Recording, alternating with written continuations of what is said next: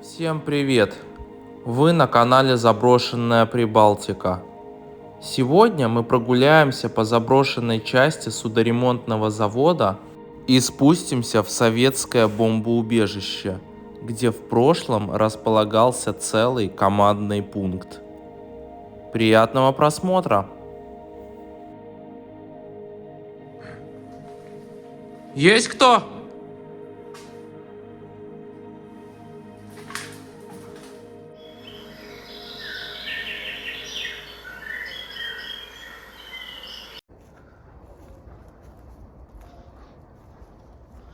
Нахожусь я в портовой территории. Сейчас попробую найти вход в заброшенную часть судоремонтного завода.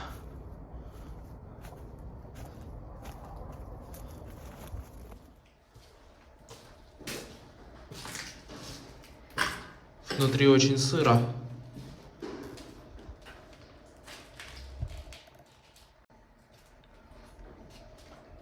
Календарь 2005 года. И это очень похоже на мастерскую.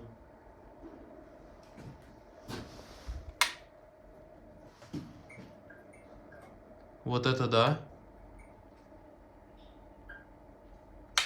Тут есть электричество.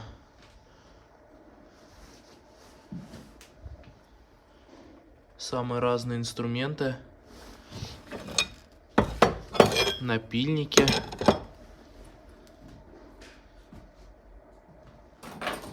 Гаечные ключи такие большие. Даже не знаю, для чего такие использовались.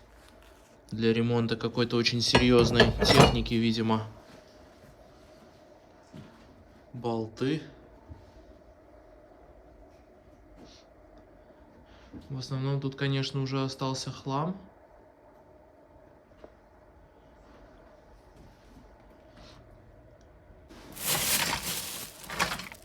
Платы.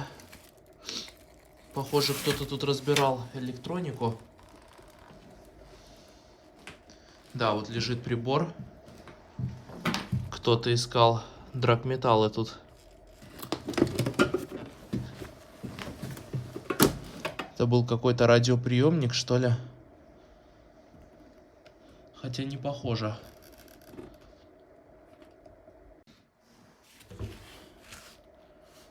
Поломанная, разобранная болгарка. Да, когда-то это определенно была заводская кладовка с инструментами.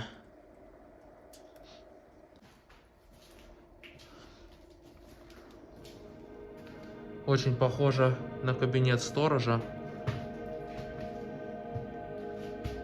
Все в такой пыли, плесени. Сверху капает вода. Шкафчик для пропусков и информационная доска.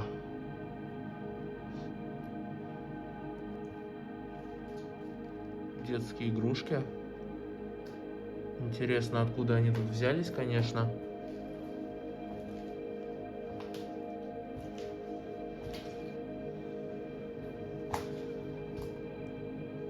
Все сырое в воде. Чьи-то записи так намокли, что даже уже и не прочитать. Но это была какая-то бухгалтерия, видно, написанная еще от руки. В те времена, когда компьютеры так активно не использовали. Календарик. Тоже с какими-то записями. 2007 года.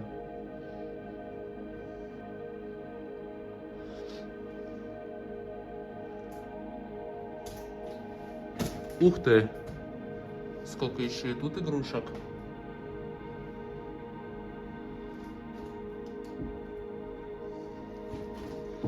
Различные книжки. Впрочем, как и везде. Учетная карточка члена профсоюза. Вот это да. Вероятно, многие, кто работал в то время, сейчас узнают эти карточки. 21 ноября 86 года. Вот фотография человека, который тут работал. Специальность судоремонтник. Вот это да. Причем тут таких довольно много. Токарь.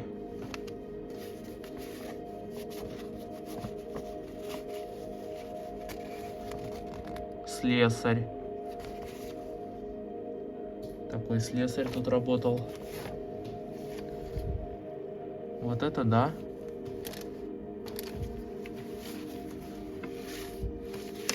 Сколько тут документации. Еще учетная карточка. Профессия студент. Даже девушки здесь, возможно, проходили практику на судоремонтном производстве. 86-го года тоже. Обалдеть.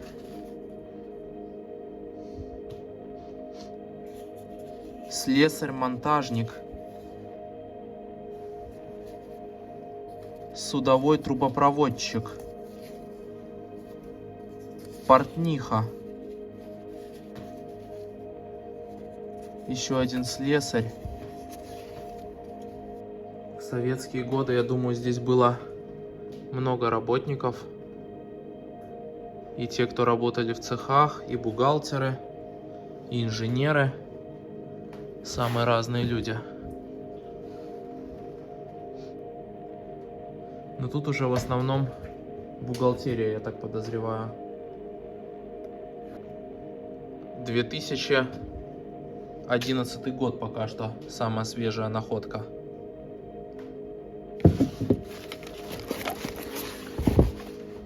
Договоры на электроэнергию 96-го года. Вот это да.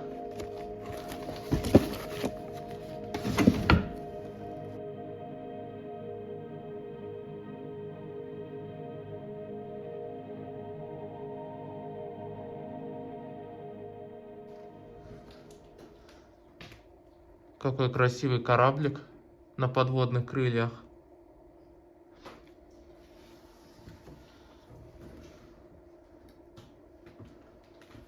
И коллекционные монеты латы.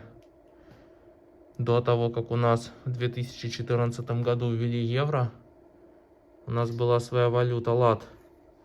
И вот такие красивые были монетки. Многие их коллекционировали в то время. Здесь еще одна кладовка.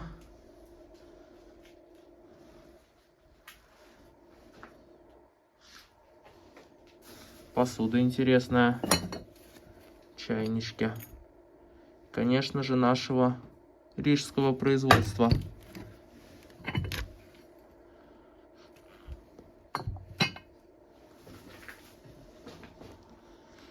Тут в основном всякий хлам.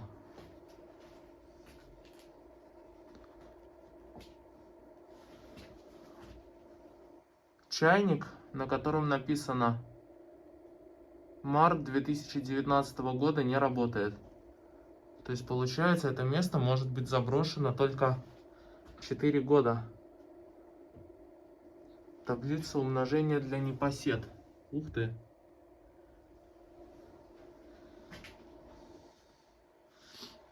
Телефоны когда-то тут были тоже советские. Сейчас все уже разобраны, разворованы, видимо.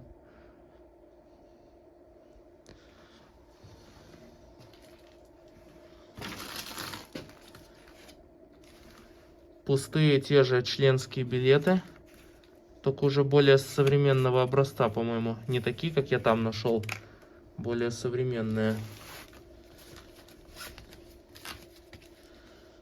Профсоюзный билет.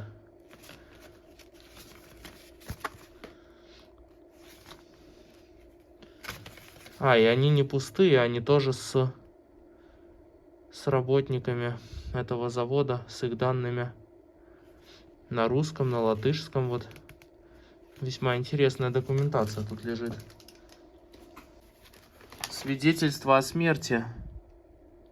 Анатолий скончался в 2000 году от сердечного удара. Интересно, что здесь делают свидетельство о смерти на заводе.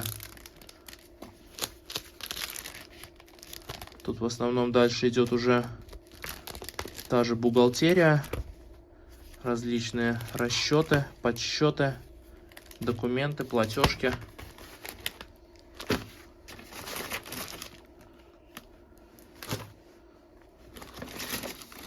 Различные чеки.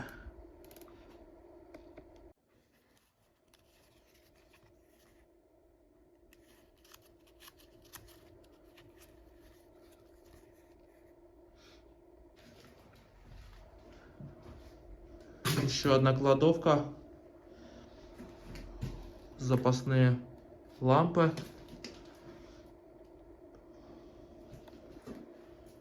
А так в основном опять же тут лежит только всякий хлам.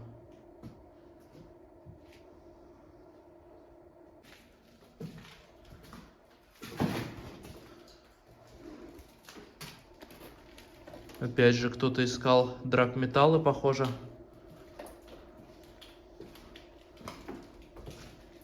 Тут, конечно, царит атмосфера полного уныния и разрухи. Как будто заброшено это все минимум лет 10 назад, судя по состоянию.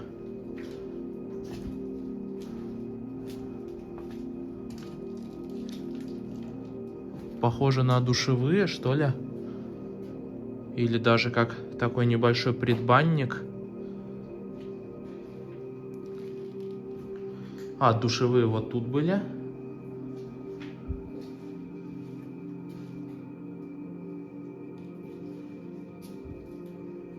Тут находилась баня, видимо, для работников завода, чтобы они могли бы попариться после трудового дня. До сих пор остались даже дощечки, на которых сидеть можно было в теплой баньке. И рядом с банькой был бассейн.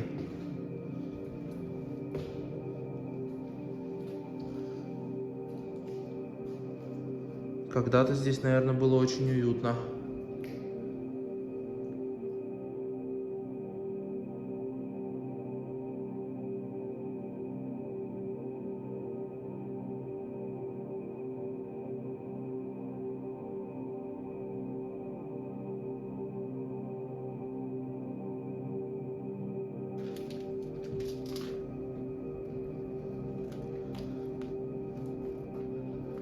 Что-то похожее на раздевалку. Даже кое-где остались еще вещи рабочих. Одежда кое-какая. Кофе, припасы. И такой красивый камин был прямо в раздевалке.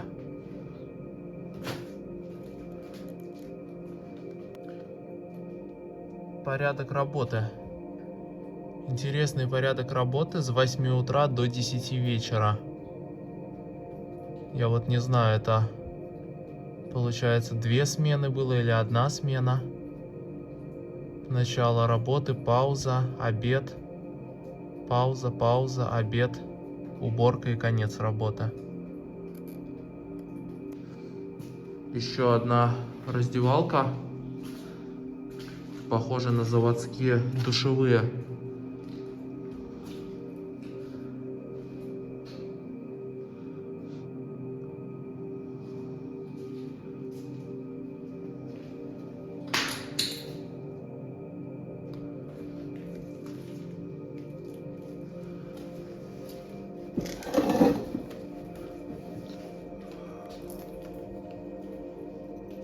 Карта Риги. Причем она весьма старая.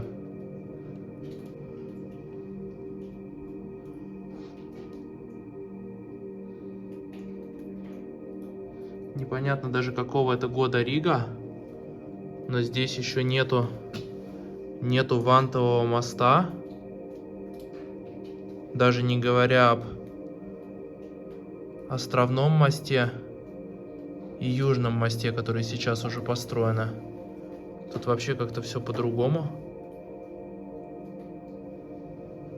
А вот отмечены заводы тоже большие. Рижский вагоностроительный завод. Тут где-то был завод РЭС, похоже.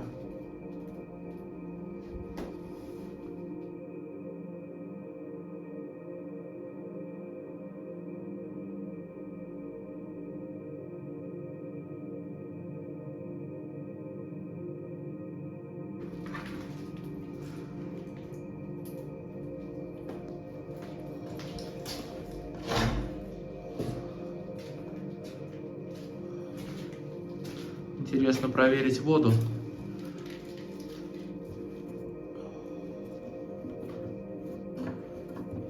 Воды здесь, похоже, нету.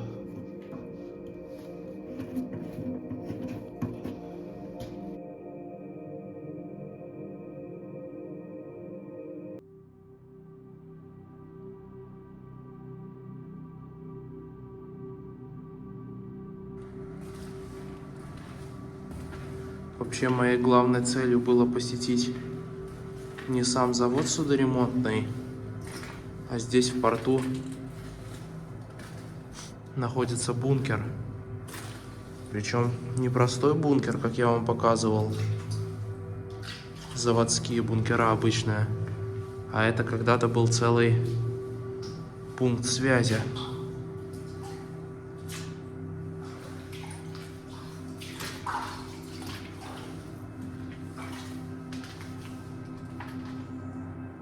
Какой-то гул раздается.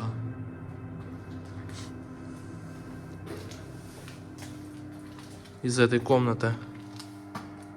В общем, это была фильтр-вентиляционная система.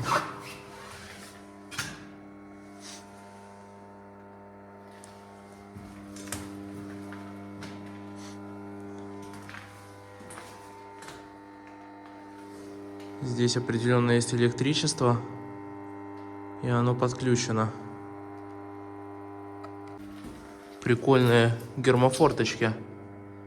Такие на самом деле редко где встретишь. В общем, там в конце коридора горит свет в комнате. Я не знаю реально, но никаких голосов не слышно. Сегодня выходной день. Вряд ли вечером тут кто-то будет из рабочих. Есть кто?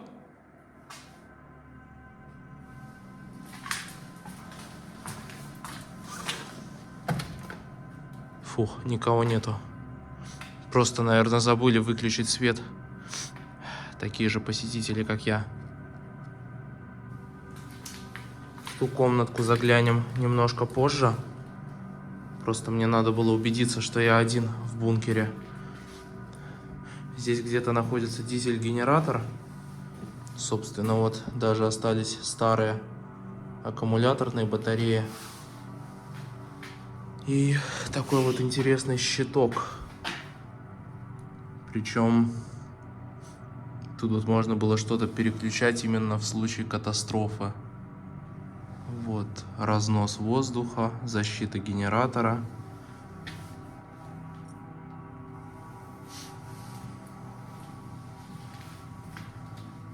Такие, опять же, мощные герметические двери тоже.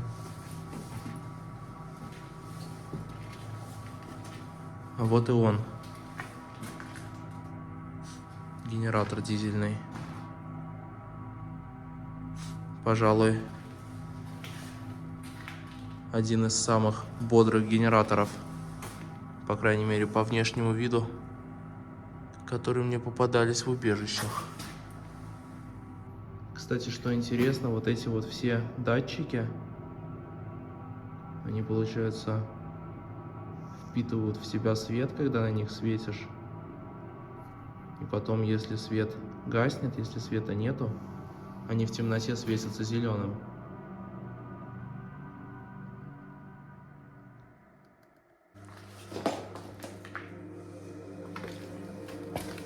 Противогазы, как обычно. ГП-5. И опять же противогазы в сумках, прогнившие. Здесь очень сыро, поэтому много плесени, и все это вот так вот гниет со временем.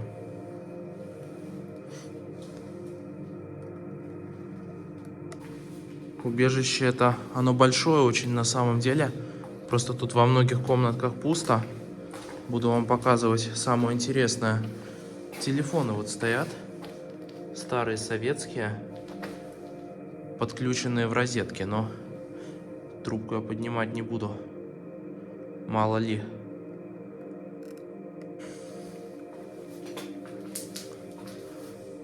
Коммутатор.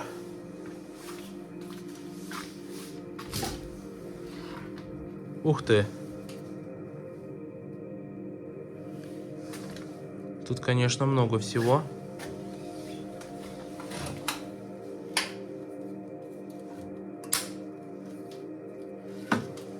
Рубин 3. Различная разобранная радиоаппаратура. Я так подозреваю, что некоторая даже военная. Какой мощный телефон МиГ.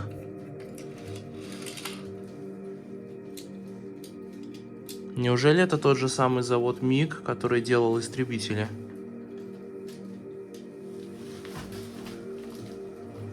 Еще один радиотелефон.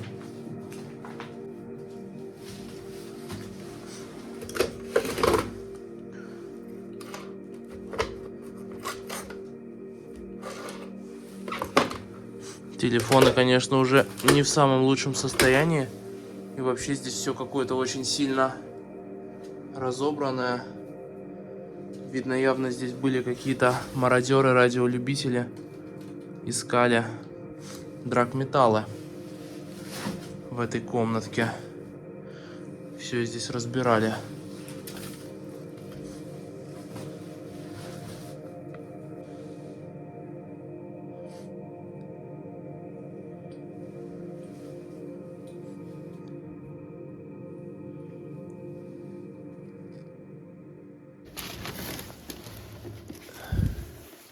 Что делать в случае чрезвычайной ситуации?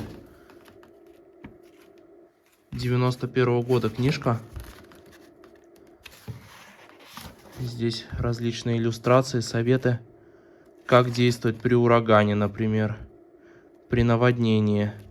Кстати, у нас недавно в одном из городов было наводнение как раз-таки. Интересные книжки. Пожалуй, я такую одну с собой даже возьму. Макет местности. Правда, здесь таких зданий нету поблизости. Но выглядит весьма интересно. Аккумуляторная комната.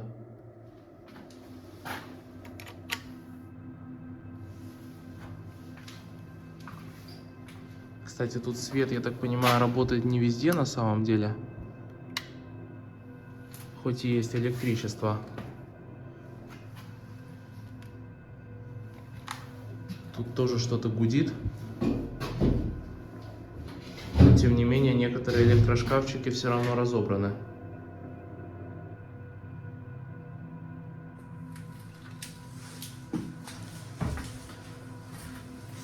Мыло, кстати, скажу, не самой давней свежести. Ух ты! Даже вода есть.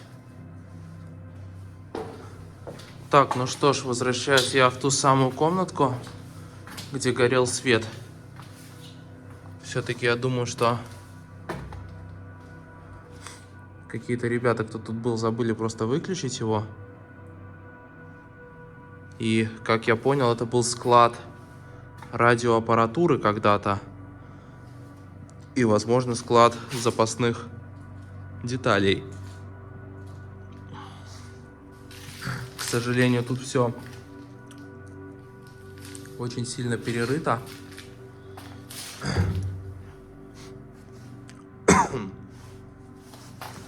Печатная машинка. Но какая-то она уже совсем не рабочая. Вот это интересная вещь.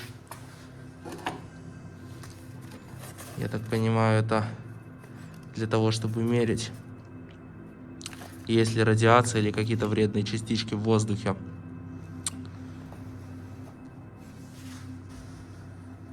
Еще одна машинка печатная.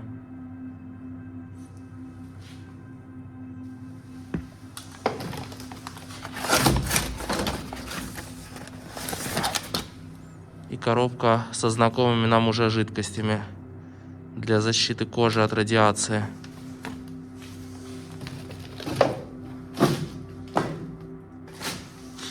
Телефоны. Телефоны здесь есть, но они все почему-то разбитые. Видно, какие-то мародеры их разбивали вот так и вытаскивали какие-то детали оттуда. Кстати, ящик с чем-то интересным. Опять же, какие-то приборчики для определения чистоты воздуха, наверное. Можно было определить, грязный воздух или нет.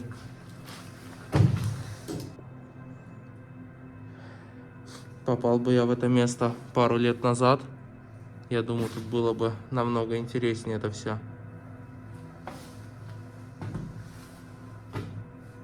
Сейчас уже все раскиданное.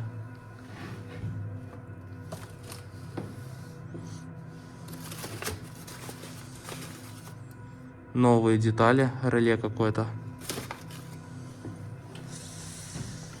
И запасные аккумуляторы. Аккумуляторов тут, конечно, много. Самых разных. Элемент питания на 1,5 вольта, что ли.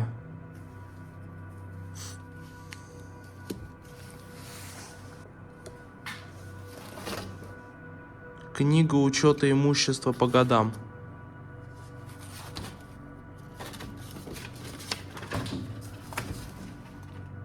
То было здесь дозиметров для измерения радиации. Обалдеть. Куда же они все пропали? Собственно, вот тут и лежали эти дозиметры когда-то. Вот, кстати, опять же, радиолампа, наверное, совсем новая.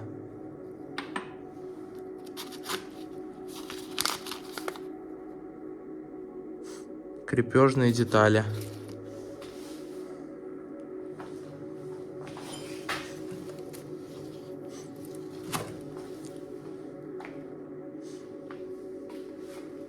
Что интересно, еще один подключенный телефон к розетке.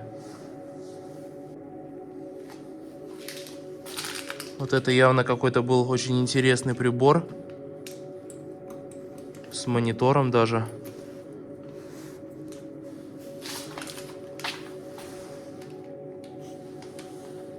Но он тоже разобран.